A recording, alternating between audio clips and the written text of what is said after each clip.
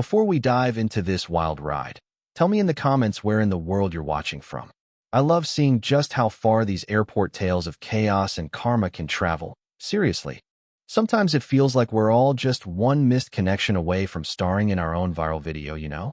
So there I was, standing in a security line that was moving about as fast as cold molasses, dragging my carry-on behind me, mentally rehearsing my shoes off, laptop out routine, already trying to ignore the rising tide of impatience humming through the terminal.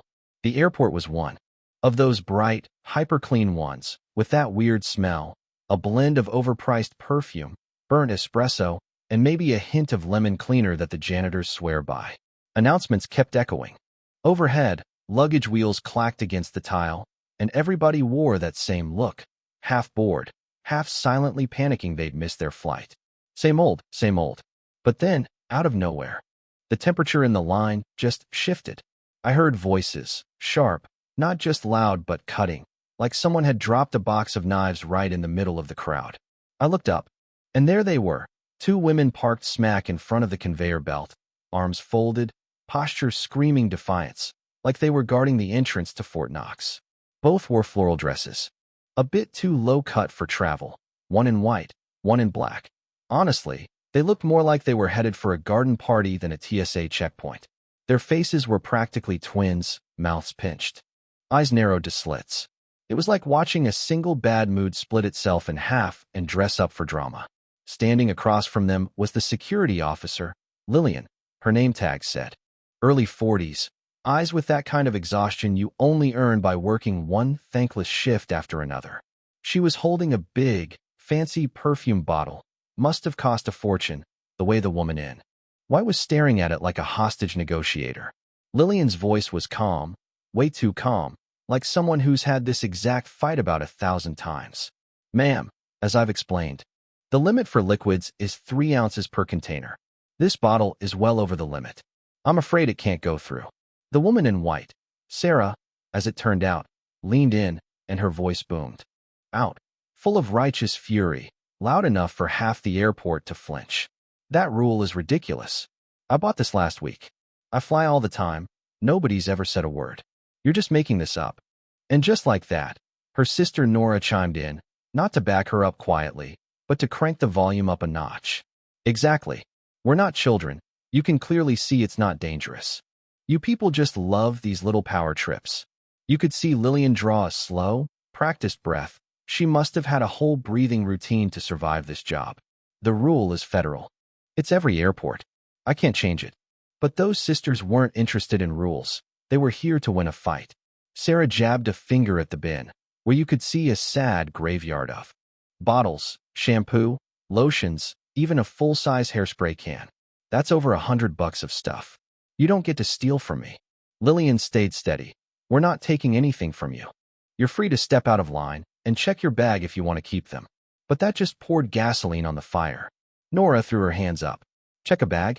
You see that line? We're already late. Because this airport's run like a circus. You could feel the wave ripple down the line.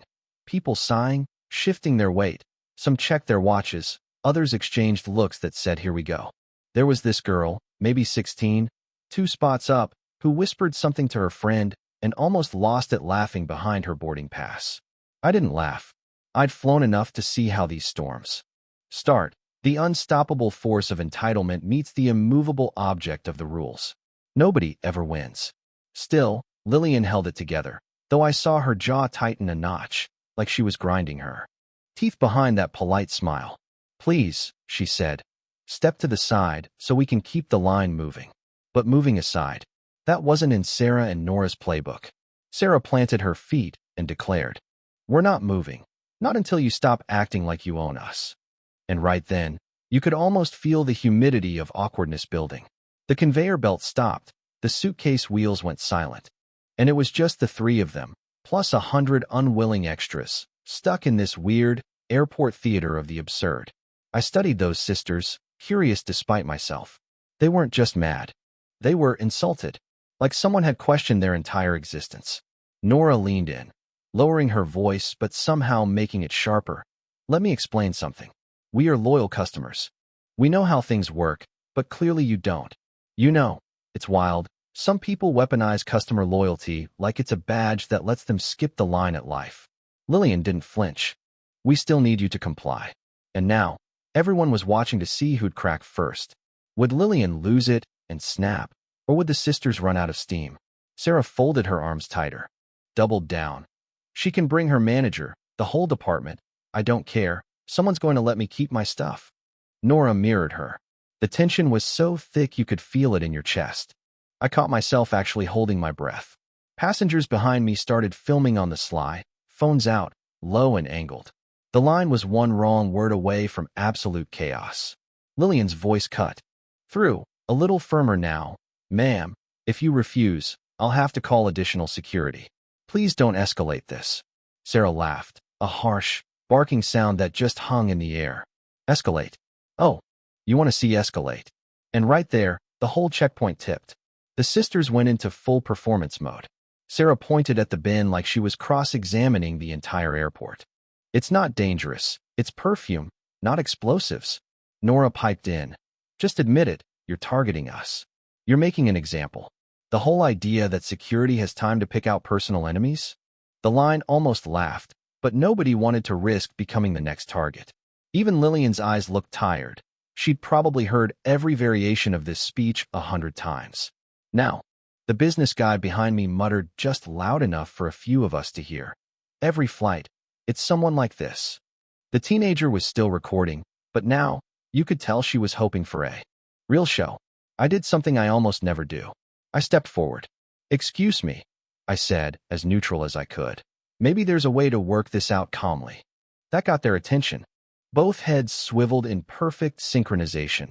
Sarah with the death glare, Nora loading up her own retort. No one asked you. Sarah spat. Nora added. You don't know what's happening here. I kept my voice low, didn't back down. You're upset because you feel like you're being treated unfairly, but the rule applies to everyone. Look at all the stuff in that bin. We've all lost things. To this at some point. Sarah scoffed. Spare me the wise lecture. You just do whatever you're told, don't you? Nora piled on. Probably apologizes when someone steps on his foot. That actually got a few raised eyebrows in the line, but the sisters didn't notice, too busy running their playbook. I just stepped back, kept my cool. And you know what? You could feel the mood shift just a little. Lillian seemed grateful for the calm, not for what I said, but just for someone not raising the temperature. She turned to the sisters one last time. This is your final opportunity to comply voluntarily. But Sarah whipped out her phone, held it high. Good. Let's record this. Let's show everyone. Nora did the same, flipping her camera to selfie mode. We're being targeted for absolutely no reason. This is harassment. That was the floodgate moment. Now the passengers didn't bother being discreet. Suddenly, 5, 6 phones were out. Everyone recording. Sarah pushed her phone inches from Lillian's face. Say it again. Say you're stealing our stuff. Lillian didn't flinch, just repeated. I've explained the policy. You are refusing to follow it. Nora started pacing, shouting into her phone. I need someone in charge, immediately. No, I won't calm down. This is discrimination. At that point, I saw security moving in.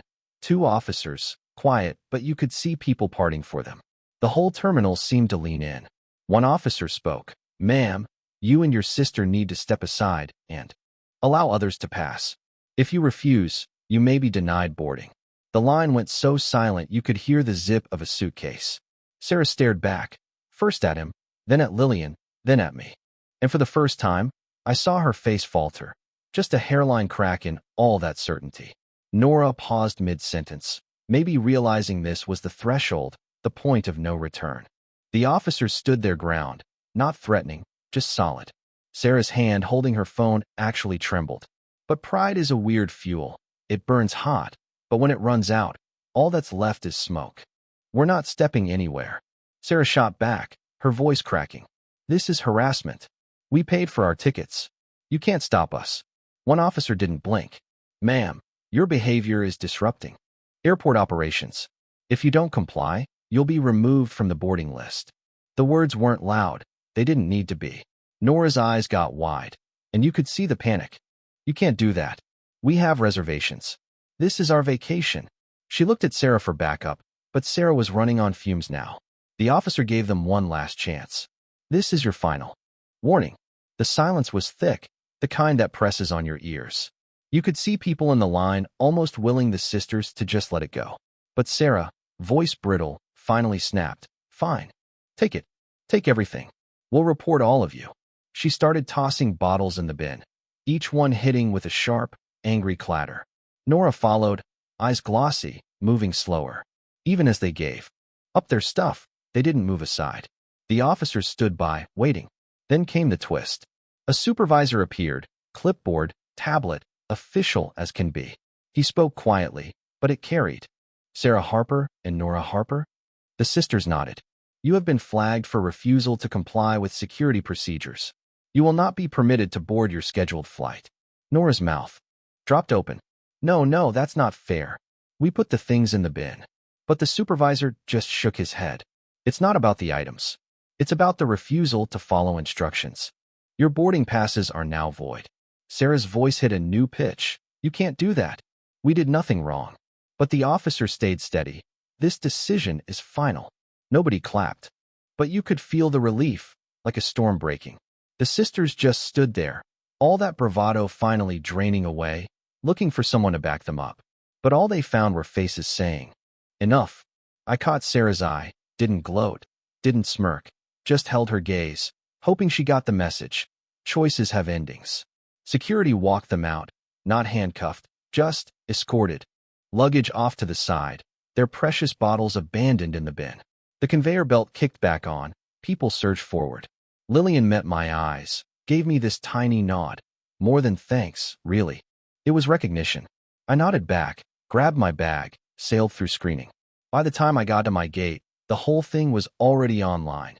Clips flying through social media, comments pouring in. Most were what you'd expect. Typical entitlement. Security handled it like a pro. Some even felt sorry for the guy who tried to help. Yeah, that'd be me. The sisters?